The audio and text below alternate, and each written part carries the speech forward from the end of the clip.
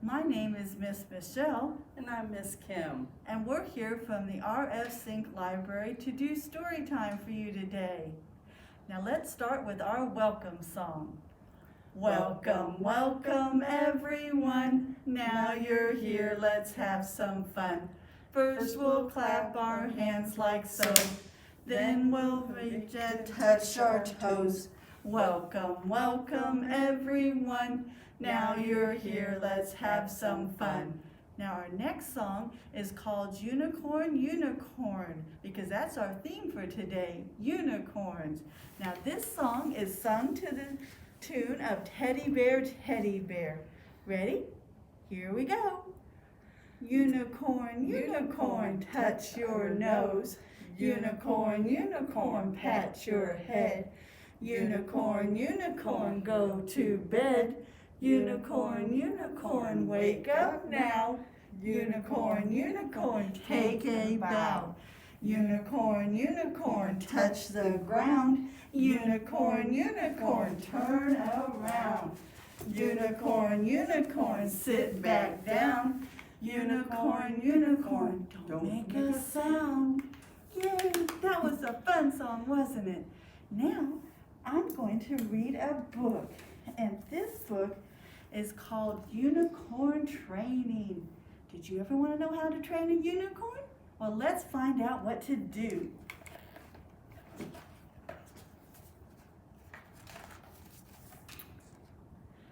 Tilly Teasel loved to help out at the Unicorn Rescue Sanctuary. She would brush the swishy tails of the big unicorns, and she would polish the horns on the little unicorns to have them all sparkly. But what she really wanted was a unicorn of her very own. Wouldn't it be fun to have a pet unicorn? I think so. One day, Splodge arrived at the sanctuary. He looked a little scruffy and a little sad. Tilly whistled. He let out a toot of sparkles, made Dad sneeze. I'll take him, Tilly said. Are you sure? Asked Dad. He doesn't look well trained to me. I'll train him to be the best unicorn ever, said Tilly. And Splodge licked her face, and she felt all fuzzy and fizzy inside. Have you ever been licked by a unicorn? Sounds like fun. Now Splodge loved his new home. He loved playing on the sofa, but ooh, look, the plant looks kind of wobbly. He might knock it off. And especially he loved sleeping in Tilly's snuggly bed. But Mom kind of frowned at that. She said, I think he might prefer the shed. But he didn't prefer the shed because he whined and cried, so Tilly sneaked him indoors. Don't worry, they'll soon love you as much as I do, she whispered. In the morning, Splodge munched 2 bowls of moondrops. Uh-oh, and also Dad's slippers. Naughty Splodge. Tilly hid the slippers. She brushed his mane and polished his fur. You're the cleanest unicorn in the world now. He swished his sparkly tail and, uh-oh, look, he knocked over a vase and broke it. Oops, Tilly said, let's go outside. Tilly studied her unicorn training manual. They're supposed to tell her just what to do. She told Splodge to sit and roll over, but he wouldn't listen. Look, he's eating a bush instead. She asked Splodge to trot. Whoa, he went racing down the road. She threw down her manual. Training a unicorn is impossible. At home, Dad found his chewed up slippers, and Mom found her broken vase. That unicorn is trouble, Dad said. Tilly wondered if maybe they were right. Training a unicorn was harder than she thought. The next day, Tilly tried to teach Splodge just one thing, his name. She called him, but he didn't come. So she had an idea. She held out a nice tasty moondrop. Splodge, she called, and he trotted right to her. She practiced again and again until Splodge knew his name. Mom tried calling Splodge to dinner. He gave her a lick and started to eat, and she felt all fizzy and fuzzy inside. Dad's gonna try now, so he called, "Splodge, playtime," and Splodge bounded right up to him. He gave Dad a lick on his hand, and Dad felt all fizzy and fuzzy inside. Soon, Splodge learned to sit and shake hands and roll over. He even learned how to take Tilly for a ride and not go way too fast. Splodge was a star pupil. They were so proud of Splodge. Mom and Dad and Tilly were. They said he's the best unicorn ever, and they all gave Splodge a big hug. And Splodge felt all fizzy and fuzzy inside. And that's the end of this book. Now our next song is called "If You're a Unicorn." Now this song is sung to the tune of "If You're Happy and You Know It." Ready? Okay, here we go. If you're a unicorn and if you're a unicorn and you know it, shake your horn. If you're a unicorn and you know it, shake your horn. If you're a unicorn and you know it, then your magic will surely show it. If you're a unicorn and you know it, shake your horn. If you're a unicorn and you know it, stomp your hooves. If you're a unicorn and you know it, stomp your hooves.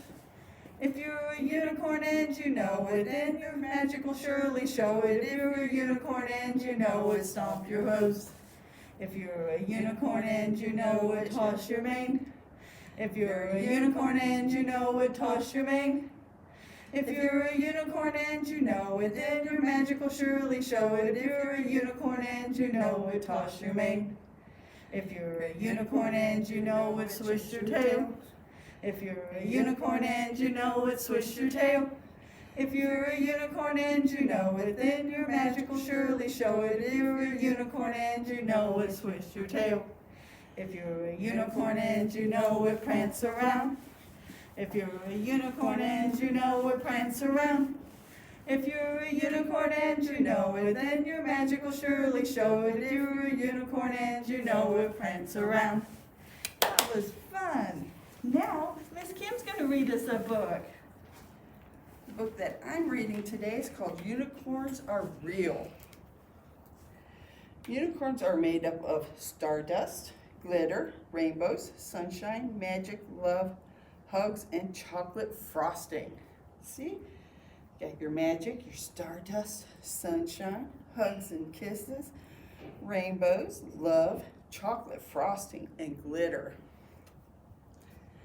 Unicorns frolic and prance in the forest. Unicorns polish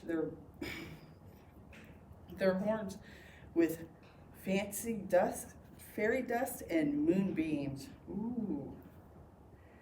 Unicorns wear gold on Friday and zebra stripes on Saturday. See his zebra stripes? Unicorns love to play with the rainbows. Look, they're sliding down. And this one's more like a Ferris wheel. Unicorns poop tiny puffs of cotton candy. I did not know that. Unicorns are happiest when relaxing in a pool of glue and glitter. I think I'm going to put some outside and bring them around. Unicorns just love sugary treats, don't we all? Look at them all. Unicorns are vain. They love to stare at themselves. Look, they're looking into the pond to see the reflections. Unicorn tears are makes a scrumptious drink. Happy tears. Unicorns believe in fairy tales. I told you they were real. See, they're looking at the kids. Oh, aren't they so cute? Unicorns sleep under the shimmering moon and twinkling stars. The end. Wasn't that fun? Sounded like a good book. Now we have a finger play to do. It's called 5 little unicorns. 5 little unicorns prancing through the woods. One went to the store, and now there are 4. 1, 2, 3, 4. 4. 4 little unicorns prancing through the woods. One went chasing after a bee, and now there are 3. 1, 2, 3. 3. 3 little unicorns prancing through the woods. One went to the zoo, and now there are 2. 1, 2, 2. 2 little unicorns prancing through the woods. One went to play in the sun, and now there are just 1.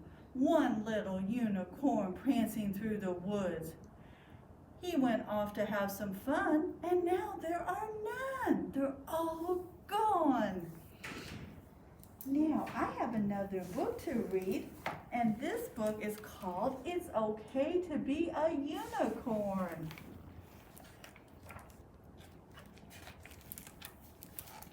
In the quiet town of Hoofington, there lived Cornelius J. Sparkleseed. He was famous for making incredible hats. It was almost time for Cornelius's favorite holiday festival, Hoofapalooza.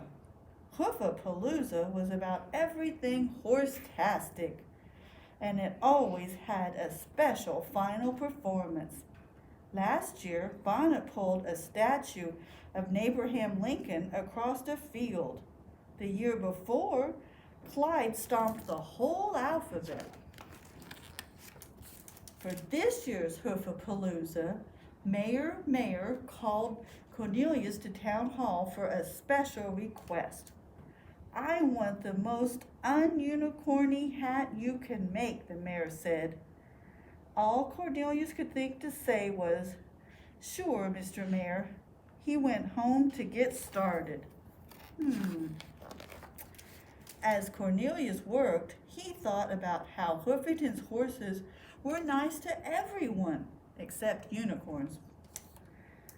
They said lots of mean things about unicorns, Cornelius knew, and he was sure none of it was true.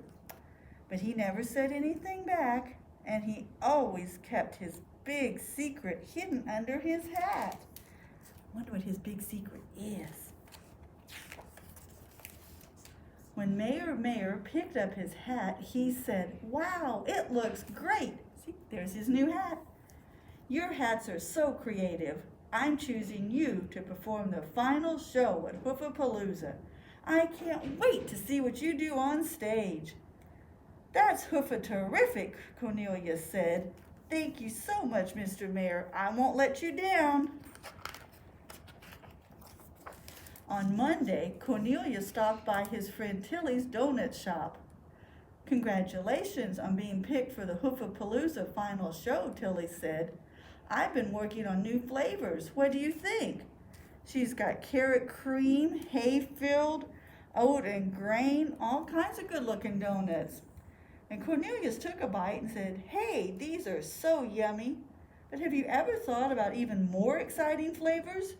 Maybe chocolate hay fever, or wowie strawberry, or super sour green apple grass." Tilly looked thoughtful. "I might try some of those." On Tuesday, Cornelius ran into his friend Pablo Horcaso at Hoofington Art Supply. They both wanted the last tube of Sparkle Bright Blue, so they agreed to share it. "I need that blue for my mural for Hoofapalooza," Pablo explained. "I feel like it's missing something." Cornelius said, "Have you thought about adding a double rainbow?" "No, wait, how about a triple rainbow?" Pablo looked thoughtful. I might do that." For the rest of the week, Cornelius made his costume for his Hoofapalooza performance. It had everything he loved: bright colors, glitter, and sparkles. It was gonna be something. While he worked on his costume, Cornelius tried not to think about all those mean things Mayor and the other horses always said about unicorns. On Saturday, every horse was having fun at Hoofapalooza. Yearlings were getting dizzy in the tilt-a-wheelbarrow, and ponies were eating way too much fried hay. They're going to get a tummy ache. But even though he loved the festival, Cornelius wasn't having fun. Before his show, Cornelius peeked out from behind the curtains. He noticed that Hablo's mural had a quadruple rainbow, and that means 4. Look, 1, 2, 3, 4.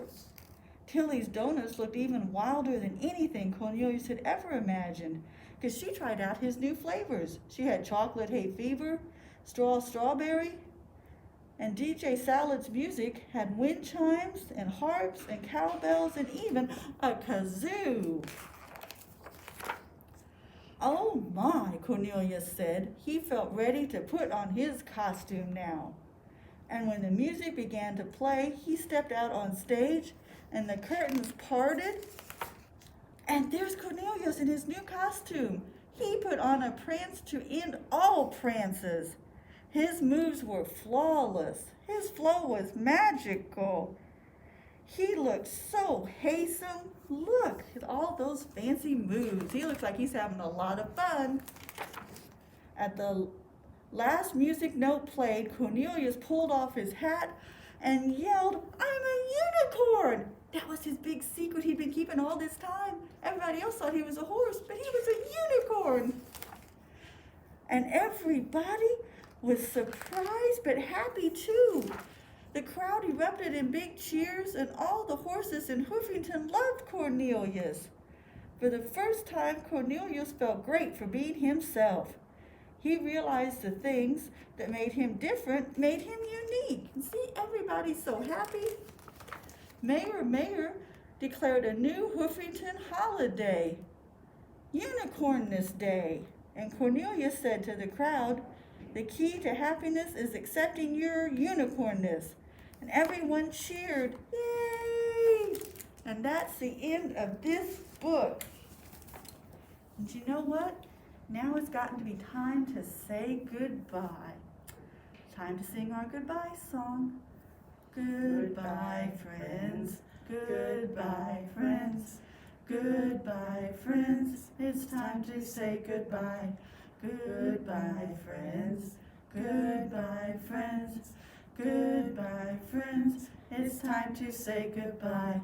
And remember, MWR is always here for you. Goodbye. Goodbye.